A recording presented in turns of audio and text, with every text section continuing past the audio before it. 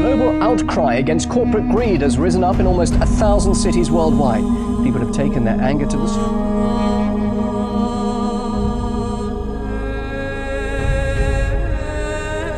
And Washington, among others. It's since gone global, with Asia joining in the demands for change. In Europe too, hundreds of cities are taking part in the protests. Well, let's now take a closer look at what's happening around.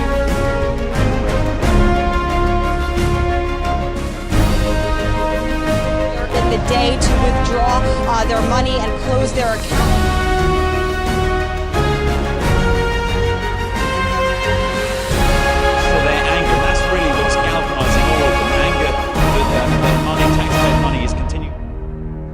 Saying there was no running water for them, which many...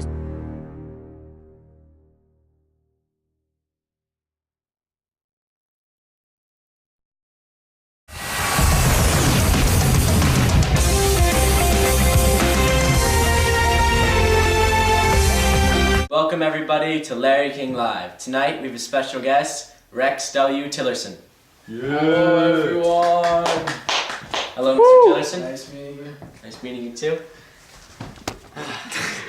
In case you did not know, Rex here is the chairman of ExxonMobil, a company which directly descended from Rockefeller's Standard Oil Company. He is right. He's always right.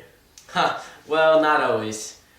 Do you have an idea of what we're here to talk about today? I mean, you're the host, so let's hear the topic, bro. Well, I was looking through the news the other day, and it seems everyone is focused on the Occupy Wall Street protests. Can you comment on that? I was kind of hoping you would say that. Great topic to talk about these days. Anyway, what I know is that the global revolution is growing at an exponential rate. This is happening worldwide. So the protests are against social and economic? Yes, exactly. The protest slogan, "We are the 99%, is referred to the income and wealth inequality in the US between the 1%, which is the rich, and the rest of the population. I do recall this, but you do know what their demands are and what they believe in? Because I do. Here they are, there are a lot of points, but I'll read only one of the most important. And I quote this from the document which is accepted by the NYC General Assembly on September 29, 2011. First point is that they have taken our houses through a legal foreclosure process despite not having the original mortgage. Number two, they have taken bailouts from taxpayers with impunity and continue to give executives exorbitant bonuses. Number three, they have poisoned our food supply through negligence and undermined the farming system through monopolization. And the last one, oh, you'll like this one. They have purposely covered up oil spills, accident, faulty bookkeeping, and inactive ingredients in pursuits of profit. How would you like to comment? Well, what I think is that these people do not understand how this country was built and created. There's a reason why this country is called the land of the free, the land of opportunity. We are all immigrants, every single one of us. And the reason why us or our ancestors came to this country is to get rich. Yeah? Some people succeeded, others failed. There are always going to be some poor, some rich. This is known as capitalism. And I believe this is what our country is today. That is outrageous! Don't interrupt, Larry. Let me finish. Oh, sorry, that was in the heat of the moment. Anyway, as I was saying, these Wall Street protesters are seeking change, but what kind of change? They're looking to make this country equal and government paid. This is known as socialism. And as we all know, it is not such a good thing. For example, Sweden and Norway are both socialist countries.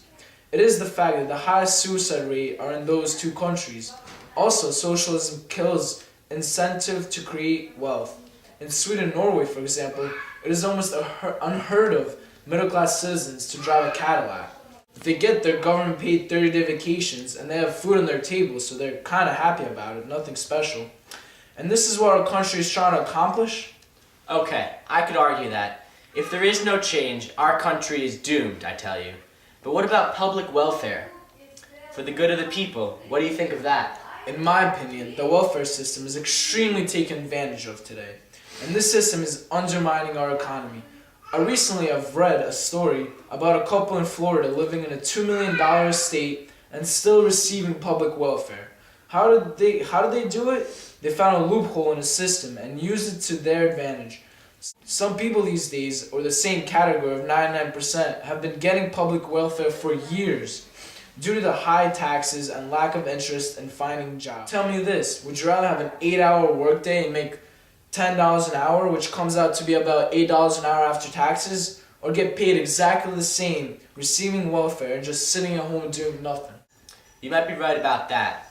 The almost $15 trillion debt was caused not just by the 1%, but by all Americans.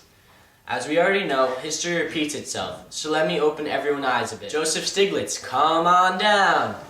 Woo! Mr. Stiglitz. Hello everyone, now why am I here today? Nice to meet you. Joseph here is a well-known economist and historian, and we are lucky to have him here today. Yes, as I heard Larry say, history does repeat itself, and I'm sorry to inform all of you on this. America really needs to change its ways on how we are running things here. Our time is parallel to the ancient Roman times. Now, let's think why the mighty Roman Empire collapsed.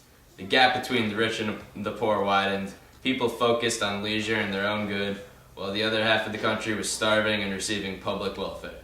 As a result, the rich were highly taxed, which in return led to the collapse of the empire. This is a very interesting point you've made. I've never really thought about it. Now, let's look back at ancient Greece. It fell due to the failure to unite and the...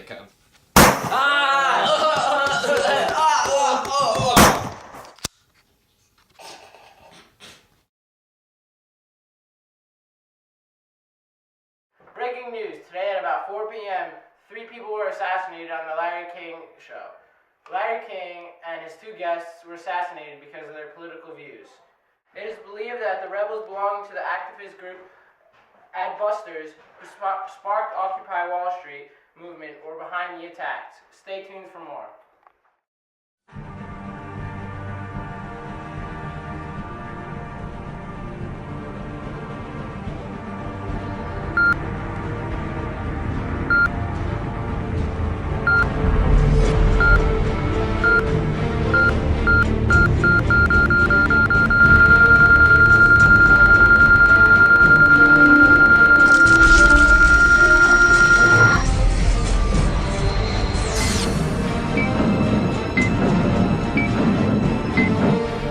Go!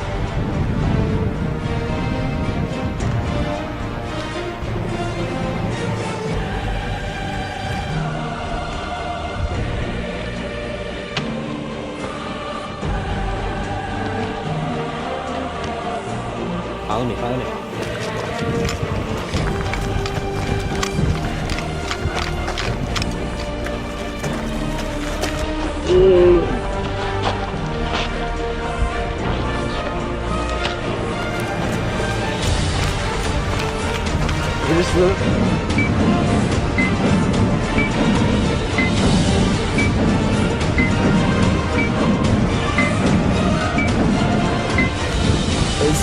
It's still recording, let's go, yeah.